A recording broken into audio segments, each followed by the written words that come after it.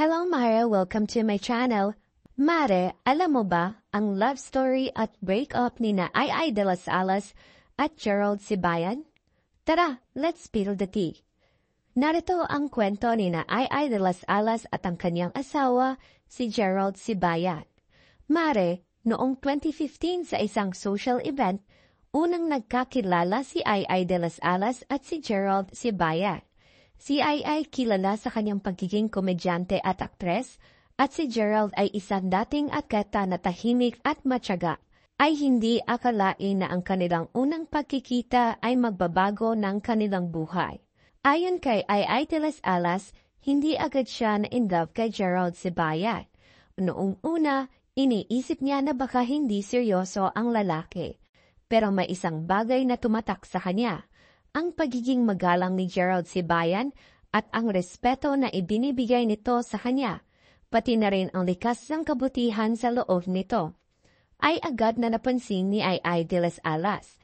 Matapos ang ilang buwan ng pagdidate at pagtutok sa bawat isa, si Gerald Sibayan ay nagdesisyon na ipahayag ang kanyang nararamdaman kay Ai de las Alas.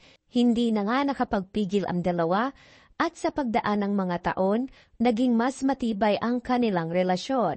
Ngunit sa kabila ng kanilang busy na mga schedules at public lives, hindi nila ipinagpapaliban ang pagpapakita ng pagmamahal sa isa't isa.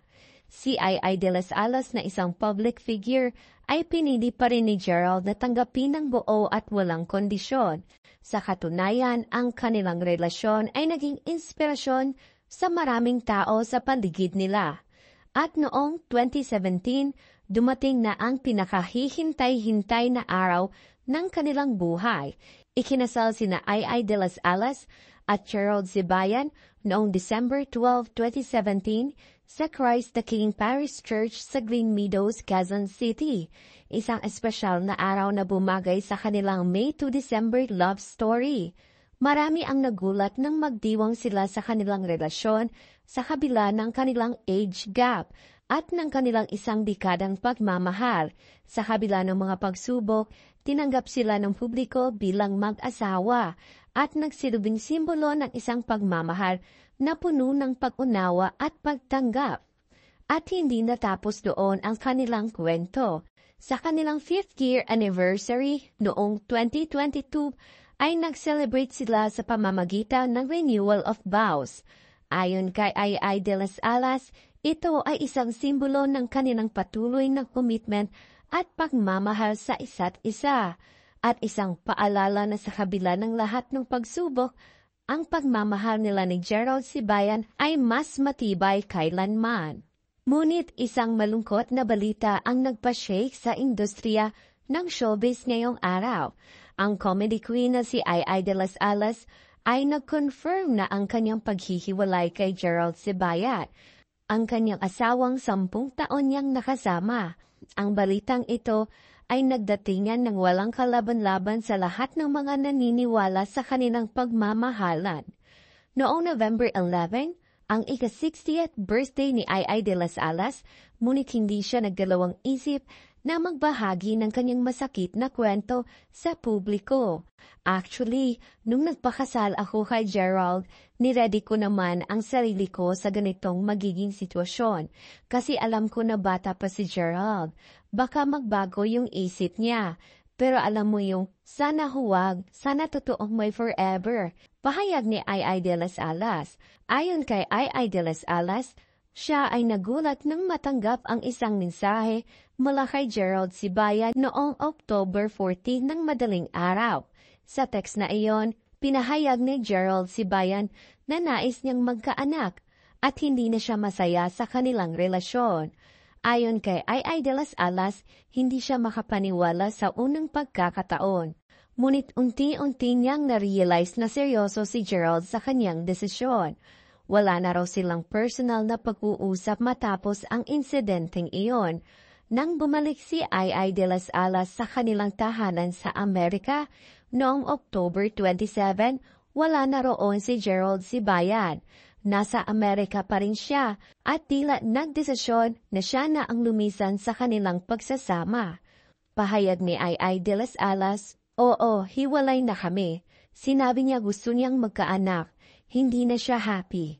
Medyo confused ako. Shock, maraming bakit. Kahit na may 30 years ang agwat ng kanilang edad at sa kabila ng mga hula ng iba na hindi magtatagal ang kanilang relasyon, matapang na sumugal si Ai de las Alas sa pag-ibig. Ngunit sa kabila ng lahat ng ito, hindi niya inaasahan na ang desisyon ni Gerald Sibayan ay darating sa ganitong paraan at sa ganitong pagkakataon. Pahayag ni Ai, yun ang tampo ko. The word is tampo. Kasi alam niya na bago niya ako pakasalan, hindi na ako magkakaanak. But I really tried my best. Meron kaming in vitro fertilization. Kahit mahina yung eggs ko, tinatry ko na mag-IVF. Sa kabila ng kanilang pagsubok, nagsakripisyo si Ai de las Alas upang matupad ang pangarap ni Gerald Sibayan na magkaroon ng anak.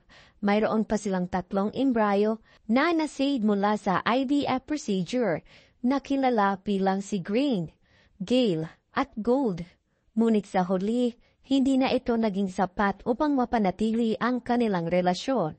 Pahayag ni Ai de las Alas, pero sinabi niya na nasasaktan siya na nawala yung 2 naming baby. Sabi ko pa nga sa kanya, may isa pa tayo, si Gold, anak mo rin yun. Yun ang itry natin na mabuo, pero ayaw na niya. Bagamat masakit, tinanggap ni Ai de las Alas na posibleng may kinalaman ang kanilang agwat sa edad at magkaibang priority sa desisyon ni Gerald Sibayan. Inamin ni Ai de las Alas na hindi siya nagtanong pa tungkol sa desisyon ni Gerald Sibayan dahil siya mismo ay ramdam ang sakit ng kanilang sitwasyon. Pahayag niya, kapag lumaban pa kasi ako, kunwari nagstay ako, alam ko naman ang magiging ending. Yung dignity at self-worth ko, mawawala na yon. Aminado si Ai de las Alas na nagkaroon ng mga trust issue, lalo na't nangyari na rin ang isang insidente ng pagtataksil ni Gerald Sibayan noong 2019. Hindi na raw siya magtatanong pa dahil sa huli, naging malinaw na ang desisyon ni Gerald Sibayan. Nagawa pang magbiro ni Ai de las Alas. Pahayag niya, siguro gusto ni Gerald pabilog ang anak, hindi pahaba. Tinanong siya ni Boy Abunda kung humingi ba siya ng paliwanag tungkol sa gusto ni Gerald Sibayan na magkaroon ng anak at hindi na siya masaya. Sinabi ni Ai na hindi na siya humingi pa ng paliwanag kay Gerald sa desisyon nitong maghiwalay at sa dahilan kung bakit nais nito ng anak. Pahayag niya, hindi ko na itinanong. Sa totoo lang, hindi naman sa nag-aano ako na, ikaw na yung magaling. Tinatry ko naman ang lahat ng gusto niya. Like gusto niya palagi akong nagluluto, so nagluluto ako. Gusto niyang malinis ang bahay, kumbaga, tinatry ko naman ang lahat ng best ko. Ayon kay Ai, ginawa na niya ang lahat upang maging masaya ang kanilang relasyon, kabilang na ang pagtugon sa mga kahilingan ni Gerald Sibayan. Pahayag ni Ai, sunong sinabi niya yon, hindi naman pwede kapag gusto niyang maging masaya, tumambling na lang ako everyday. Ano pa ba, hindi ko ginawa? Parang nagawa ko na lahat. Siguro, nag-iba na yung priorities niya tapos baka nakakita siya na mas magiging masaya siya. Kaya malaking factor din yon. Alam na niya ngayon how to fly. Para kasing dati, ako yung nagmamaniobra. Kasi ako talaga yung medyo matanda sa kanya. So ngayon meron na siyang karapatan to fly. Nagwo-work na siya. Nandoon na siya sa Amerika. Aminado si Ai de las Alas na hindi madali ang lahat ng ito. At tila naisip niya na posibleng naramdaman ni Gerald Sibayan na may ibang direksyon na siya na dapat tahakin sa kanyang buhay. Hindi na raw ito tungkol sa pagiging magkasama, kundi tungkol sa paghahanap ng mas sariling kaligayahan. Sa ngayon, si Ai de las Alas ay patuloy na nagpapakita ng lakas at tapang, hindi lamang sa kanyang personal na buhay, kundi pati na rin ang kanyang proyekto sa showbiz. Muli, malugod na binabati natin si Ai de las Alas sa kanyang ika-60th birthday at sana magpatuloy ang kanyang magandang paglalakbay sa buhay. Yun lang, Mare. Thank you so much for watching, Mare, and subscribe for more. Don't forget to watch our other videos.